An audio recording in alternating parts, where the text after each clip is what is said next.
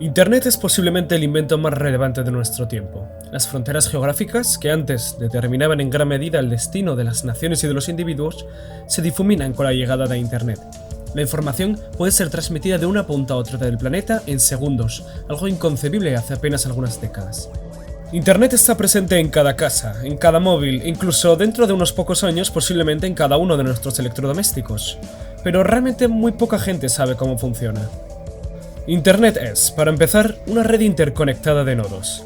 Los nodos pueden ser desde ordenadores personales hasta routers o incluso estaciones de satélite. La información se mueve saltando de nodo en nodo hasta alcanzar su destino, pero ¿cómo sabe exactamente qué camino seguir? ¿O dónde se encuentra su meta? Todos estos comportamientos de la red están determinados por un conjunto de reglas, llamadas protocolos. Internet, la red global, utiliza un par de protocolos conocidos como TCP e IP. El primero es el encargado de regular el transporte y transmisión de datos entre el nodo inicial y su destino final, mientras que el segundo determina la ruta o nodos intermedios que van a tomar los datos a través de la red.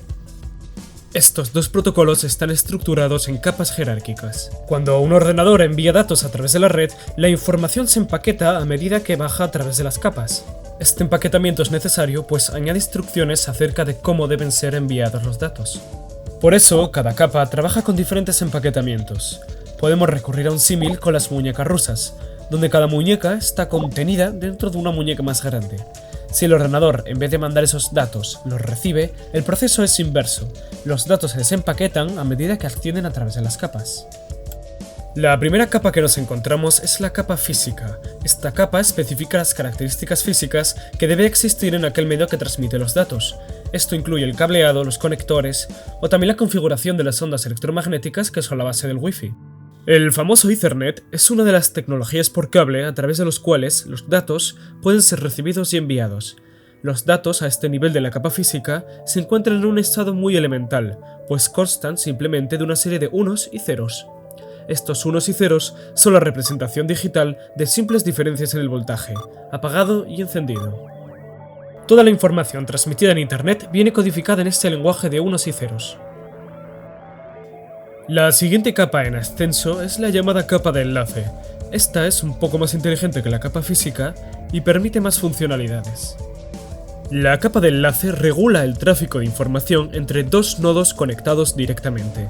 Estos dos nodos se reconocen gracias a una dirección única de cada dispositivo, conocida como dirección MAC. La capa de enlace también se encarga de controlar el flujo de información para evitar atascos, así como corregir datos que han podido ser dañados durante la conexión. Esto lo logra gracias a ese proceso de empaquetamiento que hemos mencionado antes. La capa de enlace recibe de capas superiores los datos que se desean transmitir, y ésta los segmenta en paquetes llamados tramas, añadiéndoles instrucciones tanto al inicio como al final del paquete. Como hemos visto, la capa de enlace solo nos permite conectar dos nodos de una misma red, pero también hemos dicho que el tráfico por Internet requiere de atravesar múltiples nodos, saltando de red en red. ¿Cómo podemos, desde nuestra red local doméstica, por ejemplo, atravesar distintas redes hasta alcanzar el destino al que queremos enviar nuestros datos? Pues de eso se encargaría la tercera de las capas, o capa de red, cuyo protocolo de funcionamiento es el famoso IP. Cada nodo de una red tiene una dirección conocida como dirección IP, que no es más que una serie de números. Esta IP nos la dan las empresas con las que hayamos contratado la conexión, las llamadas ISP o proveedores de servicios de Internet, como son por ejemplo Movistar o Telecable en España. Si nosotros enviamos información a través de Internet, lo más normal es que esa información requiera de atravesar múltiples redes, saltando de un nodo a otro. Todas las empresas de Internet, como Facebook o YouTube, tienen sus servidores señalados por sus propias direcciones IP y son estas a donde nos debemos redirigir cuando accedemos a sus contenidos. El poder buscar YouTube en el buscador y no tener que escribir la IP completa es una responsabilidad de las capas superiores, como veremos más adelante.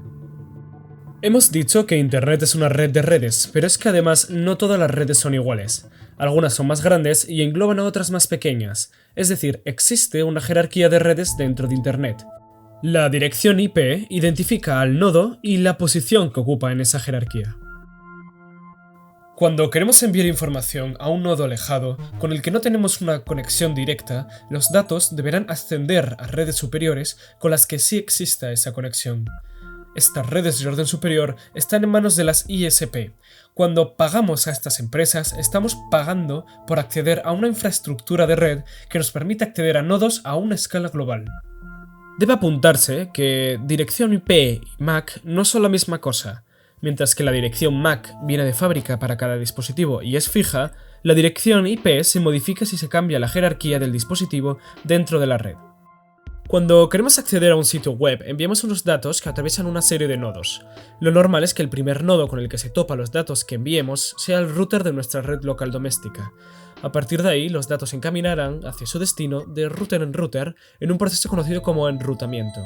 El empaquetamiento propio de la capa de red se conoce como datagrama. Cada router en el camino cuenta con las llamadas tablas de enrutamiento, que, al compararlas con las direcciones que aparecen en la cabecera del datagrama, le permiten direccionar los datos por el mejor camino posible. Es importante señalar que ningún router tiene el poder de decidir cuál es el camino completo correcto, tan solo lo envía al siguiente nodo lo mejor que puede. Tampoco se asegura el protocolo IP del estado de los datos enviados, que pueden haber sufrido errores durante su transmisión. Esta responsabilidad recae sobre la capa superior, la llamada capa de transporte. En esta capa, el protocolo TCP se encarga de la coherencia de los datos enviados. La capa de transporte recibe los datos que se desea transmitir desde capas superiores. El protocolo TCP debe organizar y dividir esos datos en paquetes denominados segmentos. Es también el encargado de establecer la conexión entre el cliente y el servidor, poniéndose en contacto con el dispositivo receptor y manteniendo un intercambio de información que permita una conexión estable. Por último, como la capa más superficial, nos encontramos con la capa de aplicación. Esta capa enlaza a los nodos cliente que acceden a un sitio web con los nodos servidor que suministran los datos a petición. La capa de aplicación lo forman por tanto aquellos programas o aplicaciones que interpretan los datos recibidos a través de la red. Sin duda alguna, el protocolo más reconocible entre los muchos a los que da cabida la capa de aplicación es el protocolo HTTP. HTTP, que todos nosotros hemos visto al inicio de cualquier dirección de enlace, es el protocolo que nos permite visitar una página web cuando pinchamos en una dirección de enlace. HTTP trabaja con el lenguaje de programación HTML, un lenguaje básico sobre el que se basan las páginas web. El conjunto de estas páginas web conforman a su vez la llamada World Wide Web, o como también se le conoce, la web. La web la forman todos los sitios web, que contienen no solo documentos de texto, sino también imágenes o vídeos, todos ellos interconectados por links o enlaces de hipertexto, que son los que permiten que esas páginas web conformen una única estructura interconectada. Por cierto, el concepto de web e Internet no son lo mismo, a pesar de que en el lenguaje coloquial lo usemos así. Internet, como hemos dicho, es la red de redes que se forma entre distintos dispositivos. La web es una parte de Internet, la comunidad de páginas web interconectadas. Sin embargo, Internet es algo mucho más vasto que la web, pues la engloba esta y además otra serie de funcionalidades como pueden ser las aplicaciones que solemos descargar para nuestros smartphones. Espero que este vídeo os permita imaginar la vastedad de dispositivos, redes y conexiones que se esconde tras la red global que es Internet.